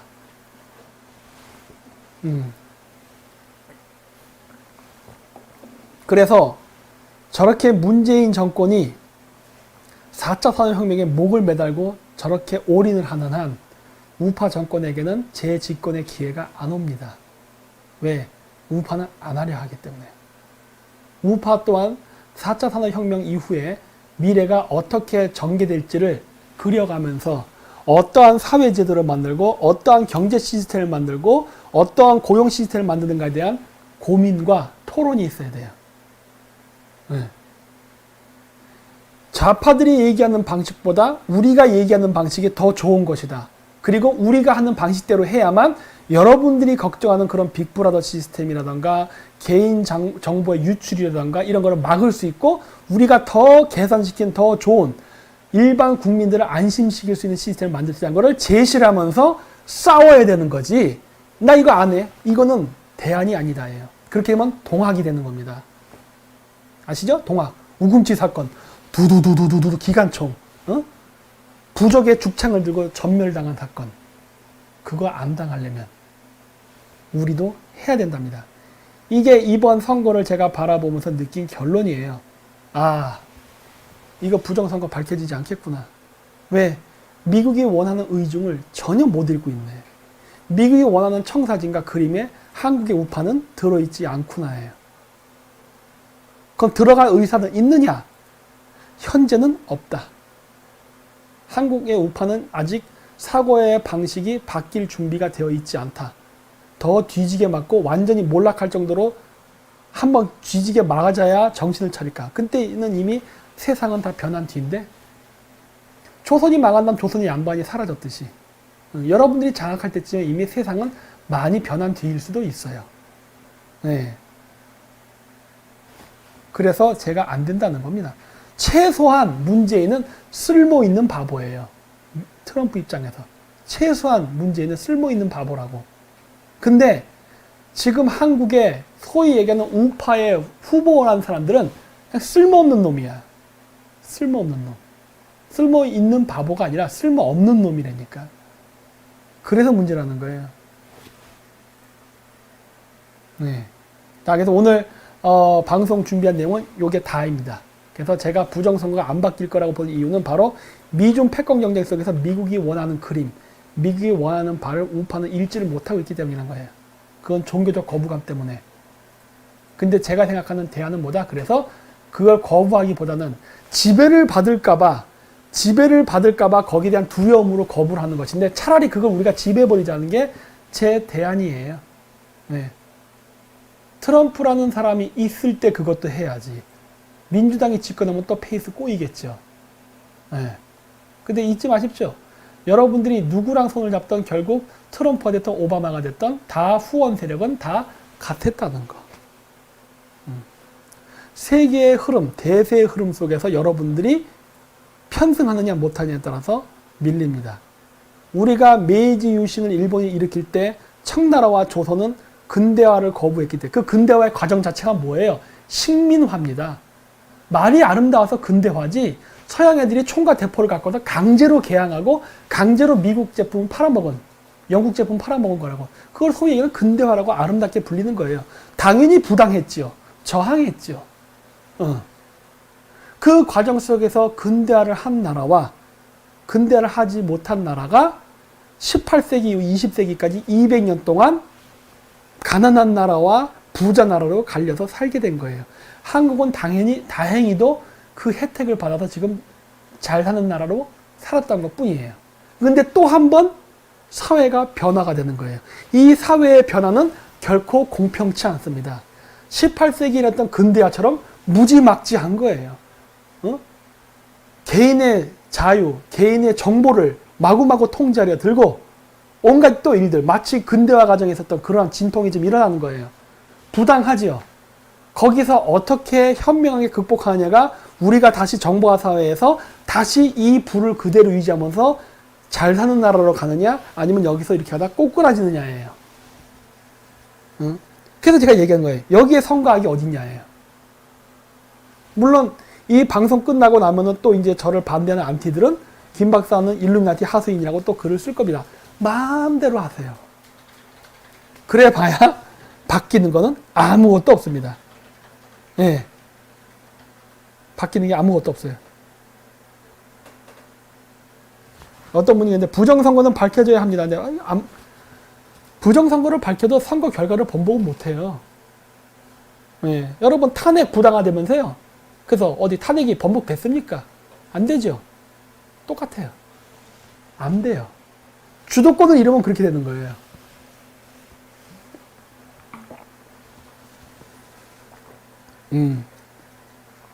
자, 그래서 이제 제가 오늘 방송 이거 다 끝났으니까 한번 그 댓글로 제가 댓글을 보면서 제가 이제 그러면은 답을 좀 하다가 끝마치는 걸로 하겠습니다. 네.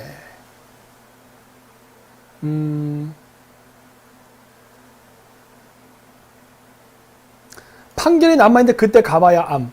판결 나겠죠. 그 판결 나서 무효되면 어떻게 할 거예요? 이미 버스는 다 지나갔는데. 재선거 못합니다. 예.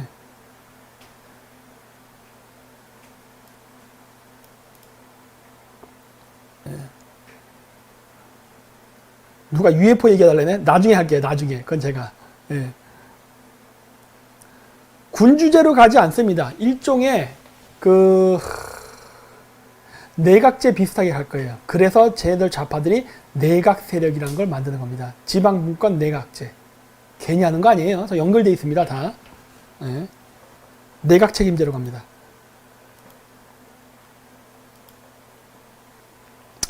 박사님 새벽 달도 언제 다시 하나요? 당분간은 정치랑은 좀 거리를 두려 합니다, 저는. 네. 좀 조용히. 너무 대외 활동을 많이 하면서 제가 스스로 연구할 시간을 많이 뺏겼어요. 그래서 이제 방송 횟수까지 줄여가면서 공부 좀 하려고 하는 거예요. 그래서 그래요. 그리고 이제 4차 산업혁명에 대해서 저도 이제 공부를 해야 됩니다. 암호화폐에 대해서도 공부를 해야 되고, 필요하면은 저는 이제 이쪽 관련된 과학 관련자 분들을 초청해서 세미나도 열고 싶어요. 여시에는 저 짓을 하고 있더라고. 저도 하고 싶어요. 제가 여태 역사 강연도 막 하고 그랬잖아요. 역사 강연만 하는 게 아니라 이러한 스마트 시티 건설이 됐던 그 다음에 암호화폐에 관련된 권위 있는 자들, 우파적 성향을 가진 사람들도 있습니다. 그런 사람들을 불러서 세미나를 하고 초청해서 여러분들을 초청하려고 그래요. 물론 유료로 할 겁니다. 그 사람들 다 돈도 줘야 되니까 강연료. 그래서 그런 식으로 하면서 우리 우파들도 21세기에 어떻게 이거에 대안을 세워야 되고 어떻게 우리가 표준을 만들어야 되는가에 대해서 연구가 돼야 돼요. 그러면서 정책 논의가 이루어져야 된다고. 그런 것들이 지금 없다고. 그래서 이런 것들에 대해서 이제 할 거예요. 아직은 못해요. 우한폐렴 때문에. 하지만 슬슬 준비할 겁니다. 사회주의가 되나요? 그건 이제 두고 봐야죠. 네. 개헌은 될 것 같습니다. 네. 그러니까 지금 우리나라에게 필요한 거는 미래 사회에 어떻게 정책을 만들고 어젠다를 끌 거에 대한 문제예요. 빨갱이 척결, 종북 척결 이걸로는 절대 21세기에 대중의 지지 못 받습니다. 네.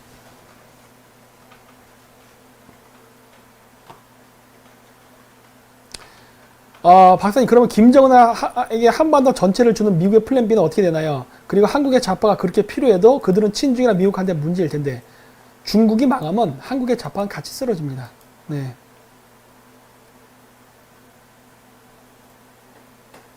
(3D) 프린터로 장기 대체가 가능한가요? 글쎄요. 그건 의사한테 물어봐야겠죠. 대신에 장기 매매 빈도수는 줄이겠죠. 인구는 감소됩니다. 여러분 4차 산업혁명 이런 인구는 감소될 수밖에 없어요. 네. 왜 인구가 감소된 쪽으로 가느냐? 노동력을 기반으로 하지 않는 산업이라 그래요. 제가 얘기했잖아요. 농경 기반 사회 때에도 농경 사회 때도 세계 인구는 급격한 증가를 안 했다. 한 2억 정도를 유지하면서 수천 년간 유지했다. 그러다 오늘날 70억으로 딱 점프를 한 거는 불과 300년 정도밖에 안 된다. 그러면 왜 이 짧은 기간 동안에 엄청난 인구가 폭발을 했느냐? 그건 대량 생산, 대량 소비를 기반으로 한 산업 사회였기 때문이다. 그런데 앞으로는 대량 생산, 대량 소비를 기반으로 하지 않는 정보화 사회예요. 즉 내가 필요로 하는 거를 정보를 캐치를 해서 그만큼의 물건을 만들어 놓는 거야. 그래서 자원을 매우 효율적으로 쓰는 사회가 오고 있는 거예요. 지금은 한국, 중국, 일본이 너도 나도 전자회사를 만들어서 수백 개의 전자회사가 사지도 않는 물건을 마구마구 만드는 시스템이에요. 그러다 보니까 어떻게 돼요? 자원 소비는 엄청나게 많은데 생산된 제품이 다 소비가 안 돼. 물론 대량 생산, 대량 소비이기도 하지만 대량 낭비가 같이 움직인다고. 근데 이 대량 낭비를 줄이는 시스템으로 가는 거예요. 자원을 아주 효율적으로 쓰는 시스템으로 가는 거니까 그거는 정보에 기반을 하는 거예요. 그러다 보니까 어떻게 돼요? 노동력이 필요 없게 되는 거예요. 많은 공장을 만들어 놓고 많은 종업원이 일할 필요가 없다니까 필요한 만큼 공장이 있고 필요한 만큼 생산하는 시스템으로 가는 거예요. 그래서 인구가 감소할 수밖에 없는 거예요. 왜냐? 일단 만들어진 이 인구가 지금 이 4차 산업혁명으로 가는 동안에 고용 재창출로 가지 않고 실업으로 갈 테니까. 그리고 어떤 사람들은 그래요. 4차 산업혁명이 일어나면은 취업도 증가한다. 맞아요. 4차 산업혁명에 맞는 취업이 창출됩니다. 근데 그 취업은 창출이 됐다고 해서 여러분 같은 사람들이 일할 수 있는 영역이 아니에요. 여러분은 거기에 대한 기본 지식이 없잖아요. 네? 그래서 안 된다는 거야. 실업자는 실업자로 생기면서 새로운 직업이 생기는데 이 인구가 이쪽 이동이 잘 안 되는 구조란 말이에요. 그래서 지금 문재인이 만드는 게 사회 배급 제도입니다. 지금 우리나라 좌파들이 사회주의화를 한 이유가 있어요. 왜 이번 부정선거가 안 바뀔까라고 보느냐. 4차 산업에 대한 패권을 장악하기 위해서 4차 산업 기반을 우리나라에 만들고 테스트 마케팅을 하려고 하는데 우리나라의 4차 산업 기반이 만들어지게 되면은 고용률이 떨어져요. 고용률이 떨어지게 되면은 그 사람들은 태어났는데 그 사람들은 먹여 살려야 된다고. 그 먹여 살리는 걸 어떻게 하려고 하냐? 배급제로 갑니다. 즉 기본소득, 빙고.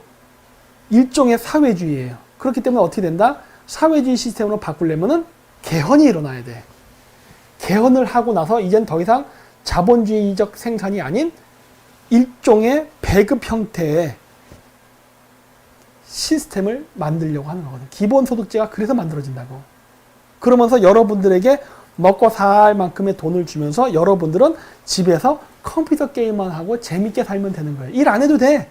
컴퓨터 게임하고 살아. 그냥 그렇게. 그러니까 여러분들은 부자는 될 수 없어. 하지만 여러분들이 컴퓨터 게임도 하고 컴퓨터 게임을 통해서 연애도 하고 뭐 섹스 비디오도 보고 즐길 거 다 할 수 있어. 네. 그러면서 여러분들은 늙어 죽는 거예요. 그러고 나면은 인구는 감소로 가는 거죠. 지금 이거 하고 있는 거예요. 지금 이거. 이해 안 되세요? 지금 문재인 정권이 하고 있는 저 헌법제도 개헌 이거 왜 일어나는데 미래 4차 산업혁명이 일어나가는 우리가 지금 그 실험실의 쥐예요. 실험실의 쥐. 세계 인구는 감소로 간다고 제가 단언한 이유가 있습니다. 4차 산업혁명 시대에는 인구가 그만큼 필요 없기 때문이고 그 인구 감소를 어떻게 부작용 없이 하느냐가 숙제예요. 70억의 인구를 5억으로 만드는데 사회적 부작용과 저항과 문제가 없이 만드는 게 숙제라고. 전쟁을 하면 안 돼. 여러분들은 3차 세계는 전쟁을 하면 안 됩니다. 전쟁을 하게 되면 지금 만들어놓은 이 모든 인프라 네트워크를 다 부숴버려야 돼. 뭐 필요하면 해도 돼요. 하지만 아직은 그거를 실험할 단계는 아니야. 예. 지금 한국에 잘 만들어놓은 이 인프라 네트워크는 오히려 활용을 해야 돼. 그렇다고 해서 플랜 A만 있냐? 그건 아니죠. 한국에서는 필요에 따라서는 창조적인 파괴가 일어날 수 있어요. 한국은. 북한은 개뿔도 없었으니까 창조적인 혁신이 일어나죠. 이건 저번에 그 꽝매가 화일날 방송한 얘기인데 그대로 한 얘기예요. 예. 북한은 창조적 혁신, 남한은 창조적 파괴. 기본 구 시스템을 파괴해버려야 되거든. 남북 통일을 하는데 4차 산업혁명의 스마트 시티 개념이 들어가는 이유는 바로 이것 때문입니다. 한민족끼리의 통합이 아닌 전 세계가 정보화 산업 속에서 정보화 세계로 가는 그 테스트 마케팅을 한반도에서 하면서 벌어지는 플랜 A와 플랜 B가 남한과 북한에서 동시에 일어날 것이기 때문에 그래요. 예. 이것이 지금 일어날 거예요, 우리나라에서. 그래서 인구 감소 쪽으로 갑니다. 월북해야? 여러분, 소용없다니까? 여러분의 심상 정보가 다 실시간으로 클라우드에 들어가요. 여러분들이 북한을 가면 그냥 북한을 간 거지. 북한에서 국적을 줄까? 안 줄걸? 이제는 인구의 이동은 자유롭게 할 수 있으되 옛날처럼 얼렁뚱땅 거기 궁뎅이 박아서 미리국 해가지고 식민권 얻고 이런 거 안 됩니다. 이제 그건 불가능한 시대가 되는 거예요. 여러분들은 멕시코도 갈 수 있고 미국도 갈 수 있어요. 관광으로만 갑니다. 잠깐 돌아와야 돼요. 네. 인구 감소 중인데 중국인은 왜 끌어들이나요? 13억의 인구와 테스트할 수 있는 재료가 있잖아요. 13억의 인구라는. 응? 그리고 중국 공산당이라는 철권 통치 강제할 수 있잖아. 한국도 강제는 못해요. 인권이 있는 나라니까. 중국은 가능합니다. 테스트 끝! 이제는 실용화시키면서 수익 창출을 하는 거에 집중을 해야 된다고. 이제 중국 필요 없어. 끝났어요. 중국의 이용 가치는 이걸로 끝입니다. 보이십니까? 이 그림이? 만화를 너무 많이 봤다, 김 박사? 아닐 텐데. 제가 한 말이 만화가 아닐 텐데. 예.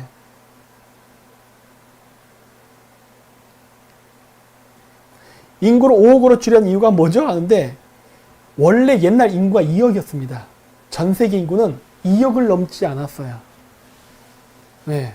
그게 그 인구가 자연 속에서 풍요롭게 살 수 있는 인구예요. 소위 여러분들이 얘기하는 상위 클래스 있죠? 상위 클래스의 삶. 여러분 그런 거 원하잖아요. 정원의 앞에 뭐 해변가가 있고 뭐 이렇게 숲이 있고 막 이런 거. 그러한 삶을 살려면 5억이어야 돼요. 그것도 맥시멈일 때 얘기해요. 왜냐? 그 5억의 인구가 먹을 수 있는 고기, 소고기가 됐든 양고기가 됐든 돼지고기가 됐든 닭고기가 됐든 이 고기를 키워야 돼요. 인구가 5억이면은 거기에 거의 10배 수의 가축이 있어야 된다고. 그럼 50억 마리의 가축이 존재해야 되는 거예요. 네? 그 가축도 지금이 미국에 사는 것처럼 그 상자에 가둬놓고 사료를 주는 게 아니라 스트레스를 받지 않게 자연 환경에서 좋게 자라야 돼. 그래야 그 고기를 먹었을 때 그 먹은 사람의 육체도 건강해집니다. 지금은 안 그래. 닭이 됐든 뭐가 됐든 스트레스를 받는다고. 중앙아시아 고기는 깨끗해요. 그런 부분에서. 왜? 자연스럽게 키우니까. 그래서 도축을 해서 필요한 만큼만 먹기 때문에 그 동물 자체가 스트레스를 안 받고 자랐어. 그래서 그 굉장히 건강한 육체를 유지할 수 있는 고기를 수급할 수 있지만 지금 먹는 우유가 됐던 야채가 됐던 고기가 됐던 굉장히 건강에 해롭습니다. 왜? 70억 인구를 기준으로 해서 고기를 먹으려면 그 이상의 가축이 필요한 거라고. 그러니까 모든 사람들이 삼시세끼 고기를 먹을 수 없는 거예요. 그러다 보니까 빈부의 격차가 생기는 거고. 그래서 사회를 지배하는 엘리트층과 지배를 받는 피지배층이 생활적 수준은 차이가 없게 만들면서 정치 권력을 가지고 있냐 없냐의 차이만 생겨야 된다고. 그러려면 5억이 적당한 거예요. 괜히 5억이 아니에요. 그래서 제가 얘기하는 거예요. 그러니까 그 5억의 그 인구는 굳이 내가 봤을 때 정치인이 되려고 노력하지 않을 겁니다. 왜? 풍요롭기 때문에. 풍요로움 속의 통제사회예요. 그래서 내가 얘기하는 게 그거를 사람들이 거부할까 하는 거예요. 거부 안 할 거라고 보는 거예요. 요건 내가 나중에 연결해서 그럼 그 얘기가 그러면 그 사회가 정말 아름답냐? 아니 그건 아니에요. 신분제 사회는 존재할 겁니다. 미래 정보 사회로 가면요. 신분제는 더욱더 심화됩니다. 카스트 제도처럼.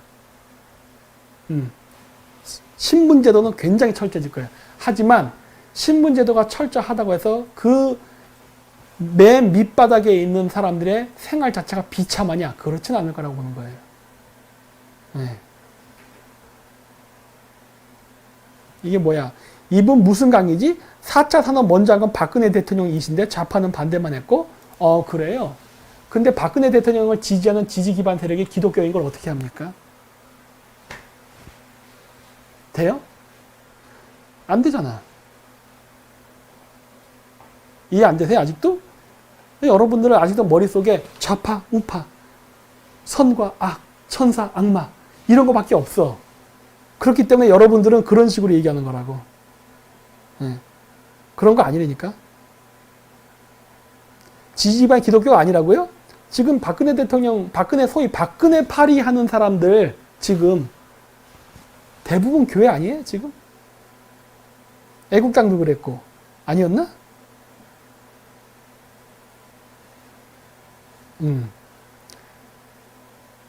대충 살다 가세요? 대충 살다 갈 수가 없습니다. 미국 공화당도 기독교 기반인데요. 그런데 미국 공화당이 기독교 기반인데 여러분들이 얘기하는 딥스테이트랑 손을 잡고 선거에 이겼습니다. 어떻게 설명하실래요? 에? 여러분들의 머릿속에는 오로지 종교적 개념밖에 안 박혀 있잖아. 그래서 제가 안 된다고 하는 거야.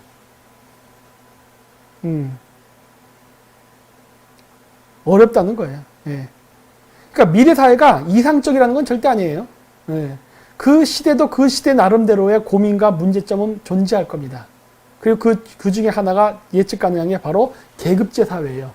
계급제는 발생할 것이잖아요. 그 이유가 있습니다. 예.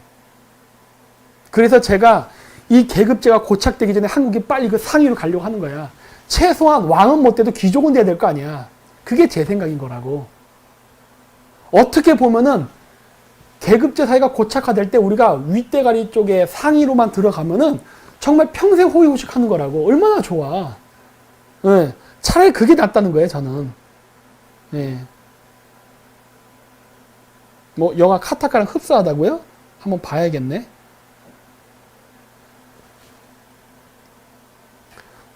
권정름님, 우익 전체가 부정선거에 뛰어들면 이길 수 있다. 다 뛰어들어 있잖아요. 제가 언제 부정선거로 부정한 적 있습니까? 부정선거 이때니까요. 네. 근데 그 부정선거의 기본적인 목적이, 그러니까 왜 부정선거를 했느냐가 중요하다니까. 개헌하려고 부정선거 했다니까.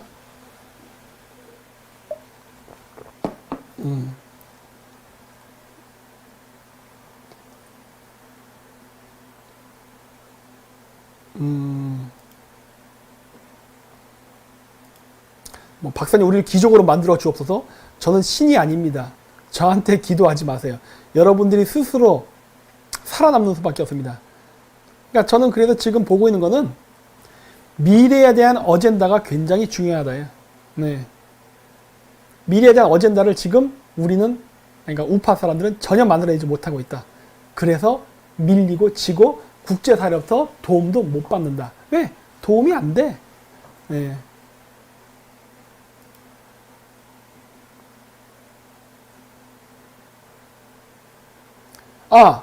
어떤 분이 이걸 썼네. 불후의 명곡 시청률 조작님. 부정선거는 미국의 베타 테스트네. 아까 얘기했던 캠브리지 아날리티카라는 회사가요. 그 미국의 그 공화당 테드 크루즈 의원 당선이나 트럼프 캠프에만 관여한 거 아닙니다. 여러분 그 제목이 뭐였더라? 그 넷플릭스에 나오는데 잠깐 제목이 뭐였지?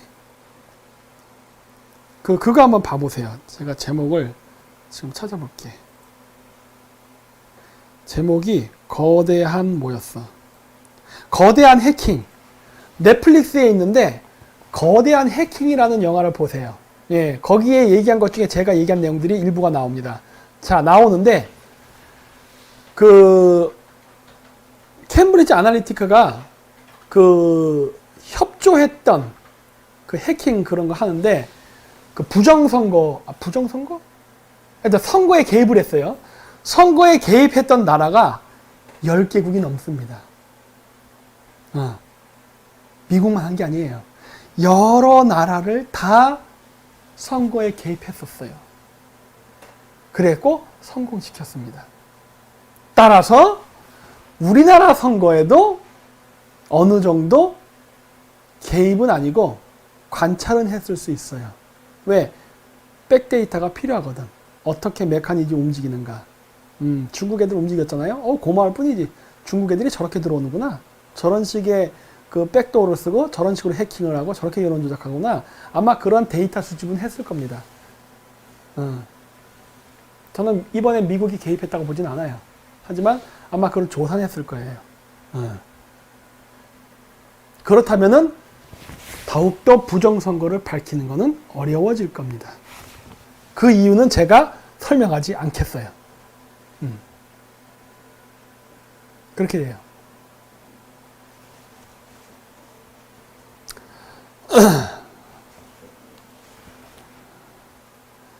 기본소득제 언제 시행되나요? 지금 서서히 하려고 하는데 문제는 국가 재정이죠. 그 기본소득제를 하는 거에는 여러 가지 목적인데 아까 얘기했듯이 배급제를 만드는 것에서 사회주의 제도를 만드는 것도 있고 또 하나 뭐냐, 한국의 재정을 의도적으로 파탄내는 겁니다.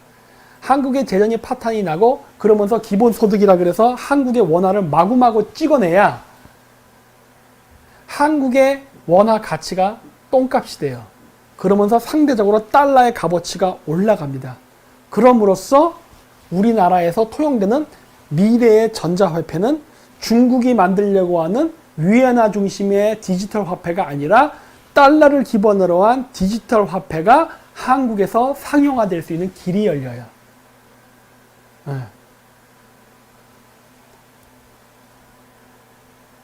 그래서 단일 화폐가 만들어집니다. 세계의 단일 화폐가. 어쩌면 그것이 트럼프 행정부 때에 일어날 가능성이 있어요. 트럼프는 메시아도 아니고 사탄도 아닙니다. 그런 거 없어요. 그런 거 없고 그냥 패권 경쟁 속에서 미국은 자기 살 길을 찾아가는 겁니다. 우리나라도 우리 살 길을 찾아가야 되는데 안타깝죠? 이런 게 안 된다는 게.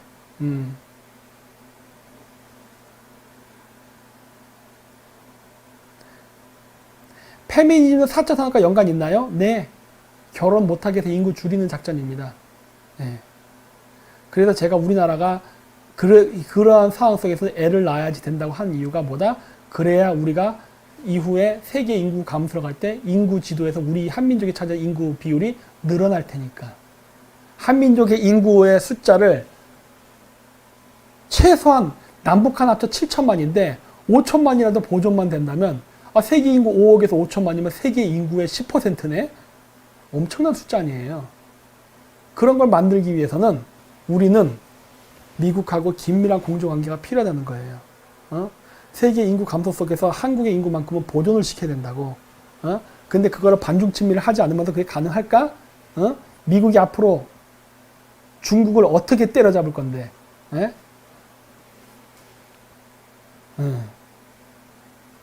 오바마가 선택된 이유가 뭐냐고요? 큰 실험이라니까요. 저런 짓불도 없는 무명인도 대통령이 되게 만드는 건 정보의 힘이라니까. 오바마 때도 성공을 했고 트럼프 때도 성공한 거예요. 즉 이러한 실험은 그 정당이 민주당이냐 공화당이냐 상관없이 가능하다예요. 즉 뭐다? 미국의 좌파와 우파의 사고방식을 좌지우지 움직여서 선거 결과를 뒤바꿔버릴 수 있다. 이게 중요한 데이터 결론이라니까. 네. 그랬고 그러한 정보의 메커니즘, 그 딥싱킹의 그 정보 메커니즘과 로직은 미국에만 적용되는 게 아니다. 왜? 그 회사가 다른 개발도상국 국가 선거에서도 움직여서 선거 당선시키고 그랬어요. 아프리카에서도 그렇고. 그 드라마 보면 나와요. 네, 거기 나옵니다. 그게 두소 그렇게 하자라고 해서 뭐 선거 안 하기 운동 이런 거 있고 낙선 운동 이런 것도 이렇게 뒤에서 조작했다는 게 나와요. 네. 그래서 이미 서방 세계는 정보 그 알고리즘을 이용해 갖고 미국뿐만 아니라 모든 나라의 선거의 결과를 바꿀 수 있을 만큼의 데이터와 경험을 축적했어요. 놀라운 거죠. 네? 그 얘기는 뭐다? 나 같은 사람도 저런 애들하고 좋은 인간관계만 맺으면 대통령이 된다예요. 아시겠어요? 한국에서 인맥 쌓고 뭐 국민들 어디 재래시장 가서 국밥 먹으면서 손 잡고 이런 거 안 해도 된다예요. 이게 결론이에요. 놀랍잖아요? 네? 그게 가능해진 거예요. 그게. 네? 정말 놀란 거야. 이렇게 되면 이제 어떻게 된다? 여러분? 누군지는 알 수 없으나 그러한 생각을 갖고 손을 잡은 자가 한국에서 지배자가 되는 거예요. 그러면 자 어떻게 할래요? 우리나라는 거부할 겁니까? 우리나라 우파들 맨날 그냥 반대. 평생 그렇게 하세요 하는 거예요. 그 상태에서는 절대 이길 수 없으니까. 그렇죠? 여러분 드디어 루시퍼와 계약을 맺을 때가 된 겁니까? 그렇게 되면 악마와의 계약이 되는 거예요. 그렇게 되면 응? 이 상황이 된 거예요. 문재인이 모든 걸 다 잡은 것 같다고 생각되지만 저 상황 속에서도 역전을 시킬 수가 있다니까? 네? 저 상황에서 역전시킬 수 있는 거예요. 그게 이번 제가 방송에서 얘기했던 캠브리지 어널리티카의 핵심입니다. 선거의 결과를 뒤집어 버릴 수 있다. 단 이거를 하려면 미국의 패권과 미국이 추구하는 이익에 맞아야 된다예요. 안 맞으면은 백날 해봐라 되나 하는 거예요. 여러분들이 맨날 열심히 나가서 태극기를 흔들어도 아스팔트에서 바뀌는 게 없다는 겁니다. 안 바뀌어요, 결과가. 그게 현실인 거예요. 이 현실을 무시하지 말라는 거예요. 그래서 내가 안타깝다고 하는 거야. 안타깝다. 우리나라 우파 사람들은 시대의 흐름을 모르는구나. 안 바뀌는구나.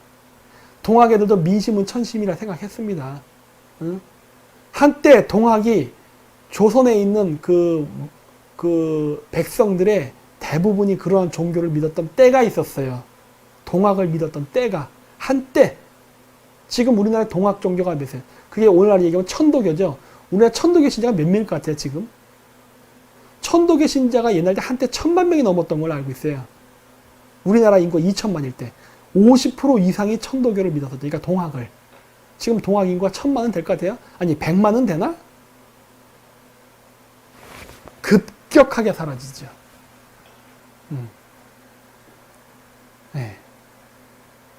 그렇다는 겁니다.